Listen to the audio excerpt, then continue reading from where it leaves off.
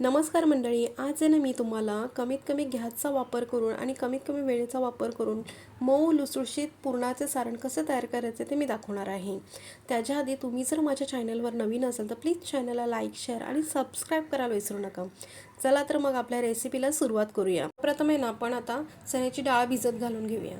डाळ भिजत घालण्यासाठी मी इथे एक बाउल घेतलेला आहे आणि त्याच्यामध्ये ना अर्धा किलो प्रमाणात डाळ घेऊन डाळीपेक्षा दुप्पट पाणी घालून डाळ आहे ना एक अर्धा तास मी भिजत ठेवलेली आहे. तुम्ही बघू शकता मंडळी, डाळ आपली भिजलेली आहे. मार्केटमध्ये दोन प्रकारच्या डाळी येतात, एक पॉलिश आणि एक अनपॉलिशवाली. तर पॉलिशवाली डाळ आहे ना लवकर भिजत नाही आणि अनपॉलिशवाली डाळ लगेच भिजते.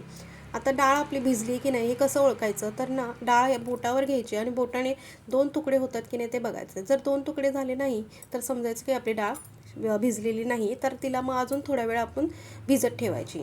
आता चला आपण डाळ शिजत टाकूया. डाळ शिजत टाकण्यासाठी इथे मी एक कुकर ठेवलेला आहे. आता कुकरमध्ये भिजवलेली चण्याची डाळ, हळद, मीठ व थोडे तेल टाकून कुकरला झाकण लावून कुकरला एक फास्ट गॅसवर 3 शिट्ट्या देऊन घेऊया.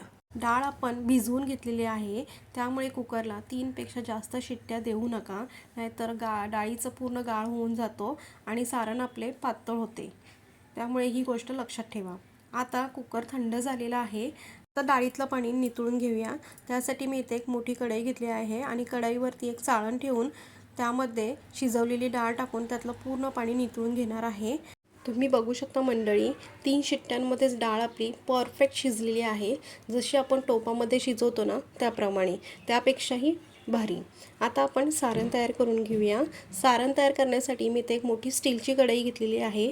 आता स्टीलच्या कढईमध्ये शिजवलेली डाळ, पाववाटी गूळ व पाववाटी साखर टाकून हे सर्व मिश्रण घट्ट होईपर्यंत सतत चमच्याच्या साहाय्याने हलवत राहा, नाहीतर सारण कढईच्या तळाशी लागून करपण्याची शक्यता असते. तुम्ही बघू शकता मंडळी, सारण आपलं घट्ट झालेलं आहे. आता या स्टेजला यामध्ये विलायची पावडर व जायफळ टाकून पुन्हा एकदा चमच्याच्या साहाय्याने हे सर्व एकत्र करून घ्या. आता एक 5 ते 10 मिनटं सारण थंड होण्यासाठी बाजूला ठेवूया. 5 ते 10 मिनटं झाल्यानंतर सारण आपण बारीक वाटण्यासाठी घेऊया. सारण वाटण्यासाठी इथे मी एक खाली कुकरचा डबा घेतलेला आहे आणि त्याच्यावरती पुरण वाटण्याची चाळण घेतलेली आहे.